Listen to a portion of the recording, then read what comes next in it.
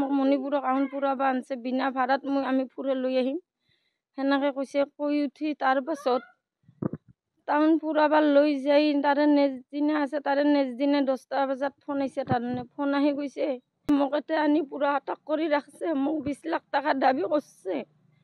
20 লাখ টকা ৰেডি নকৰিলে মোক ইমিডিয়েট নিজে গাৰা খান্দি নিজে পুতি থৈ দিব, নিজে গাৰা খান বান্ধিব দি নিজে কাফান দি থৈ দিব। তেতিয়া তাৰমানে মোৰ দিয়া নহয় গৈছে 20 লাখ টকা। মই গোটেইকে মাটি বিক্ৰী কৰিব কাৰণে মই ক্ষমা খুজিছোঁ যে মোৰ মাটিখিনি বিক্ৰী কৰি মোৰ তাৰমানে ল'ৰাটোক বাহিৰ কৰি দি ক'লো মই পইচা পাইছেন জমা কৰিলে মোক ক'ত দিম।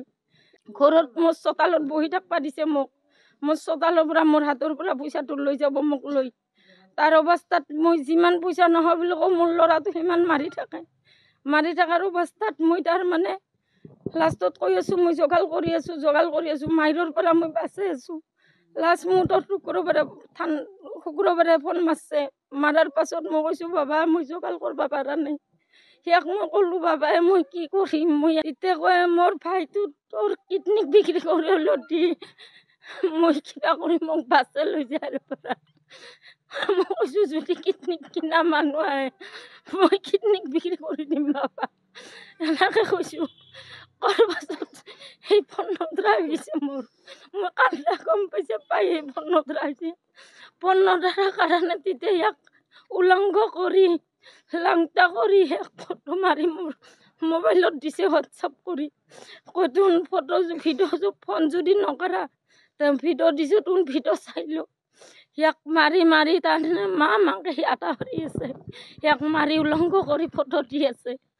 ৰাতি 8টা 9টালৈকে তাৰ ভাইয়ে ক'লে যে তাৰমানে আমি 5 লাখলৈকে যোগাৰ কৰি দিব পাৰিম কিবা কৰি মানুহক খুজি মাগি কওঁতে তাৰে পৰা মেছেজ দিছে কৈছে নহ'ব তাৰমানে 20 লাখে লাগব। তাৰ অৱস্থাত মানুহকেইটা একদম আমি বয়া হৈ গৈছোঁ। যাৰ পৰা শুক্ৰবাৰত এইবাৰ যাৰ ফোন নামাৰে প্ৰথমতে হিন্দী কৈছে। হিন্দী কৰাৰ পাছত তাৰে নেক্সট পাছৰ পৰা আমি কথা পাতিলে অসমীয়া দি কয়। তাৰমানে অসমীয়া ক'ব পাৰে নেক্সট অসমীয়া দি কথা পাতছে। আমাৰ যেতিয়া উলংঘ কৰি ফটো দিলা, উলংঘ কৰি ফটো দিয়াৰ পাছত তাৰ পাছত আৰু তাৰমানে ইয়াৰ ফোন চোন আমাক কালেকশ্যন কৰিব দিয়া নেদে। শনিবাৰৰ দিনা জন আহি দেখা দিছে, ৰবিবাৰৰ দিনা ৰুবুল মেলা আহি দেখা দিছে। সেইদিনাৰ পৰা মোৰ ল'ৰাৰ কোনো খা খবৰ নাই। প্ৰশাসনত তাতে গেলোঁ যাতে কৈছে যে তাৰমানে এইটো কেছ মই ইয়াতে ৰাখিব নোৱাৰিম, বৰপেটাত তাৰমানে এইটো কেছ নহ'ব অচি কৈছে। মই ডাবুল ক'লোঁ ছাৰ মই হাত জোৰ কৰিছোঁ মোৰ কোনো নাই।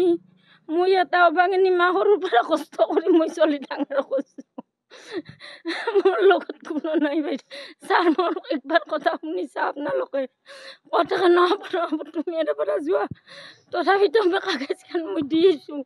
আগত দি অহাৰ পাছত মোৰ পিছে দুজন পুলিচ কেটে দিছে। পুলিচ দুজনে আহি কৈছে তুমি তাতে কাগজ দি আহিছা তোমাৰ কেছ তাতে নহ'ব, তুমি গুৱাহাটীত যোৱা য'তে ল'ৰাটো নহয় তাৰে থানা পৰ্ব তাকে লগি তুমি যোৱা। তাৰে পাছত মই আৰু এখন কাগজ লিখি মই আৰু গ'লোঁ চাৰিআলি বশিষ্ঠত যাই মই তাতে চাৰিআলি বশিষ্ঠত মই অচিত লগত মই হাত হৈ তাতে কাগজখন দিলোঁ।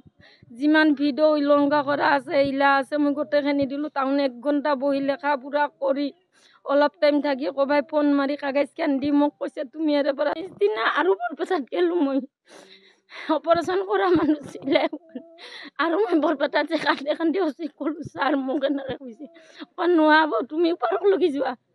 তাৰে পাছত ধৰি মই ওপৰত ক'ত যাম বাইদেউ।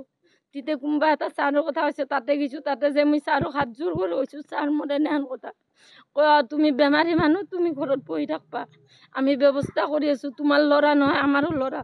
সেনেকৈ কৈ মোক খেদে দিছে। খেদে দি উঠাৰ পাছত মই আছোঁ থাকি আৰু মই ডেছপিত তাতে গ'লোঁ। ডেছপিত যাই মই ভিডিঅ' ফটো যিমান উলংঘ আছে মই আৰু যে হাত জোৰ কৰি দিলোঁ তাহোনো বস্তুটো ৰাখি দিম তো থাকি নেক্সট মই খবৰ ল'বা যাতে কৈছে তোমাৰ ইয়াতে কেছ নহ'ব তুমি আৰু গুৱাহাটীত যোৱা।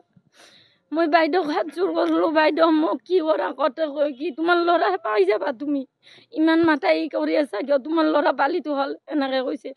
তাৰপিছত মই কৈছোঁ মই কেতিয়া পাম বাইদেউ। কৈছে পাই যাবা তুমি যে ঘৰত বাগাৰ দি থাকবা, মোক কোনো মানুহৰ লগত কথা পাতবা হাক দিছে।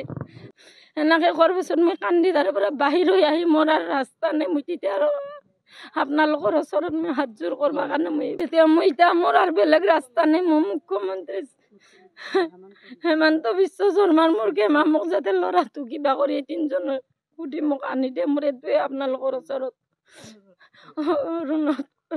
মোৰ ৰাস্তা নাই, কোনো নাই। বাপাক বিদেশী আছিল, মই ল'ৰাকেইটাক লৈ মই এইখিনি তাৰমানে আছো। মই কামাই কৰি সৰুৰ পৰা মই ল'ৰাক নিজে কামাই কৰি মই কৈ আছো। কোনো গাঁৱৰ মানে ক'ব নোৱাৰে যে মই একদিন বহি মই ঘৰত খাইছো, কোনোদিন নাকামে হাজিৰা কৰিব। মই ভেল্লা ছাত্ৰ সন্থাৰ উপসভাপতি। তো দেখা গৈছে যে আমাৰ গাঁৱৰ আজি এজন ল'ৰা ৰাজা ডেৰমাহ ধৰি মানে নিখোজ হৈ আছে, ডেৰমাহ ধৰি নিৰুদ্দেশ হৈ আছে। জানিব পৰা মতে তেওঁৰ লগৰ বন্ধুৰ লগত মণিপুৰত গৈছিল ফুৰিবলৈ। তেওঁৰ মতে ঘৰ আহি পোৱা নাই, কিন্তু তেওঁৰ বাকী কেইজন বন্ধু এতিয়ালৈ মুকলি আকাশত ঘূৰি আছে, গাঁৱত ঘূৰি আছে। কিন্তু এওঁলোকে আৰক্ষী থানাত এজাহাৰ দিছিল বৰপেটা থানাত, কিন্তু তেওঁলোকে এতিয়ালৈকে কোনো ৰেছপন্স পোৱা নাই। তেওঁলোকে কৈ আছে যে তোমালোকে গুৱাহাটীত যোৱা, থানাত তাত ৰেজিষ্টাৰ কৰা। আৰু গুৱাহাটীত গৈছিল, তেওঁলোকে কৈছে তোমালোকে বৰপেটাত কৰা। এনে এটা বাৰ্তা চলি আছে, কিন্তু একো ব্যৱস্থা এতিয়া হোৱা নাই। তেওঁলোকৰ মানে গোটেই পৰিয়ালটো মানে একদম নাজল অৱস্থা হৈ আছে বৰ্তমান, টেনশ্যনত মানে অৱস্থা নাই। গতিকে আমি ছাত্ৰ সন্থাৰ পৰা এটাই ক'ব খোজোঁ যে বৰপেটা জিলা আৰক্ষী থানা মানে ইয়াৰ তদন্ত কৰিব লাগে। আৰু জি পি সিঙক এটা অনুৰোধ জনাওঁ যে এই ঘটনাটো দোষীক মানে কঠোৰ শাস্তি দিয়ে যেন, আৰু অনুসন্ধানটো ভালকৈ কৰিব লাগে, তাৰ বাবে অনুৰোধ জনালোঁ। ধন্যবাদ।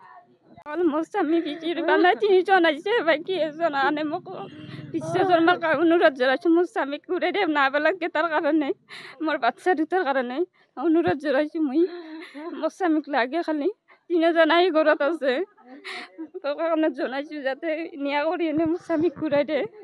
এই 3জনৰ যে ঘৰত আছে, জন মেলা ৰুবুল টাউন 3জন আছে, বাকী মোৰ স্বামী ঘৰত অহাই নাই।